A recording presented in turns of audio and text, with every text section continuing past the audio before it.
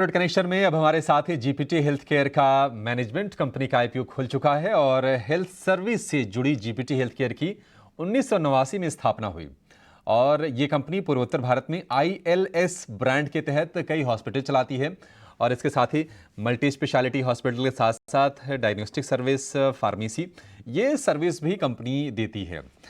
Company का IPO आ चुका है जो 26 फरवरी तक यानी कि सोमवार तक खुला रहेगा। आज है दूसरा दिन। सब्सक्रिप्शन के लिए आप देख सकते हैं कंपनी आईपीओ से जुटाई गई रकम का कहां इस्तेमाल करेगी, ILS my health mobile app launch करने और क्षमता विस्तार की क्या योजनाएं हैं, इस पर बातचीत करने के लिए हमारे साथ जुड़ गए हैं कंपनी के ग्रुप सीएफओ अतुल तांतिया।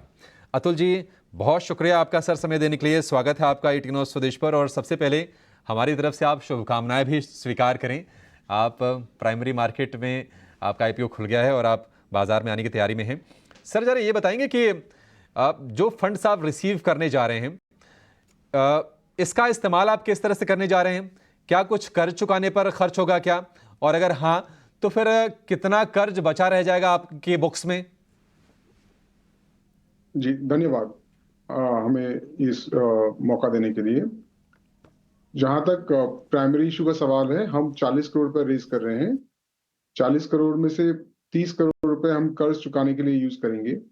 अभी बैलेंस शीट पर 46 करोड़ ग्रॉस कर्ज है, जिसमें से 30 करोड़ आईपीओ प्रोसीड से रिपेमेंट हो जाएगा और बाकी जो 16 करोड़ है वो अगले 15 महीने में पेमेंट हो जाएगा, 12 से 15 महीने में पेमेंट हो जाएगा। तो हम लगभग एक साल में डेट फ्री हो जाएंगे। इसके अलावा हमारे पास 38 करोड़ कैश है बैलेंस शीट पर, जो कि हम अपने ग्रोथ अपॉर्चुनिटीज के लिए यूज करेंगे। हम देख रहे हैं कि आप खैर ईस्टर्न रीजन में तो आपकी प्रेजेंस है, लेकिन आपने छत्तीसगढ़ में एक एमओयू किया है और आप यहाँ पर एसेट लाइट मॉडल के जरिए ऑपरेट करेंगे। ज़रा बता पाएंगे सर कि वहाँ से कितनी रेवेन्यू ऐड हो जाएगी आपकी टोटल बुक्स में? हमने एक रायपुर में एक हॉस्पिटल के लिए एमओयू किया है जो कि जी। एसेट लाइट मॉडल में रहेगा। रायपुर में हम एकदम शहर के बीच में पंचवड़ी नाका के में हॉस्पिटल ला रहे हैं, जो कि अगले 12 महीने में कमीशन हो जाएगा।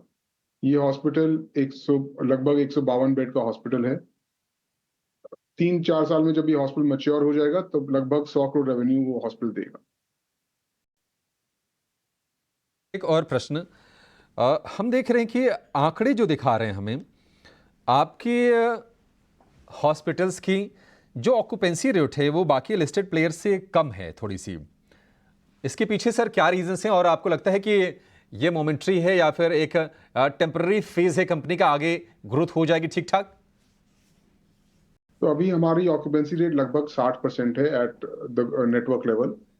हमने एक हॉस्पिटल हावड़ा, जो कि कलकत्ता शहर की ट्विन सिटी है, वहाँ कमीशन की थी रिसेंटली। उस हॉस्पिटल की ऑक्यूपेंसी थोड़ी कम है, जो कि हमारी ओवरऑल ऑक्यूपेंसी को नीचे ड्राइव डाउन कर रही है। वो हॉस्पिटल जैसे जैसे मैच्योर होगा अगले 2 साल में ऑक्यूपेंसी लेवल नेटवर्क लेवल पे बढ़ जाएगी। जो मैच्योर हॉस्पिटल्स हैं, जैसे कि सॉल्ट लेक और दमदम, वो 70 से 80% ऑक्यूपेंसी पे चल रहे हैं।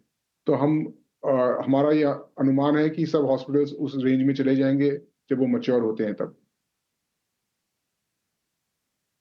अतुल जी, बहुत शुक्रिया सर समय देने के लिए और आईपीओ पर कंपनी के कारोबार पर हमें जानकारी देने के लिए। तो जीपीटी हेल्थ केयर, हालांकि फ्रेश इशू का साइज़ कम है, टोटल साइज़ है 525 करोड़ का। फ्रेश इशू कम है। ऑफर फॉर सेल 485 करोड़ का है, यानी कि जो एग्जिस्टिंग जो निवेशक हैं वो अपनी हिस्सेदारी बेचेंगे और पैसे उनकी जेब में जाएंगे। 40 करोड़ ही कंपनी में आ रहे हैं, उसमें से 30 करोड़ ये डेट यानी कि कर्ज अपना उससे घटा रहे हैं। राघवेंद्र जी, आपसे भी तमाम लोगों ने पूछा होगा जीपीटी हेल्थ केयर के बारे में कि आईपीओ आ गया है, करना क्या है, पैसे लगा दें, सब्सक्रिप्शन मिलेगा नहीं मिलेगा, क्या जवाब है सर आपका?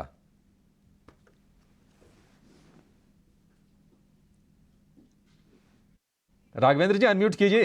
हाँ, अभिषेक जी, आपने बहुत वापस से एक करेक्ट सवाल पूछा है। काफी लोग पूछ रहे हैं लिस्ट इशू में सब्सक्राइब करना चाहिए या नहीं, बट हम ये अभी करंटली हम एक वेट एंड वॉच मोड पर हैं। ये पर्टिकुलर स्टॉक को लेके, जीपीटी हेल्थ केयर को लेके कंपनी एक रीजनल प्लेयर के तौर पर है। अगर ये पैन इंडिया थोड़ा एक्सपांड करते हैं, जैसे कि रायपुर में एक हॉस्पिटल खोल रहे हैं, तो उसका प्रोग्रेस देखेंगे। और कंपनी ने बोला है कि 15 महीनों में हम डेट फ्री हो जाएंगे। तो जब तक हम इनका डेट रिडक्शन प्लान को एग्जीक्यूट होते हुए देखेंगे, उसके बाद इस पर एक व्यू बनेगा।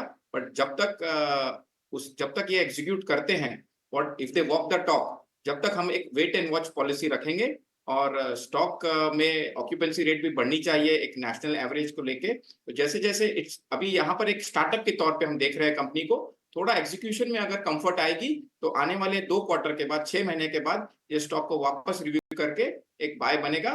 टिल देन एक वेट एंड वॉच अप्रोच रखेंगे।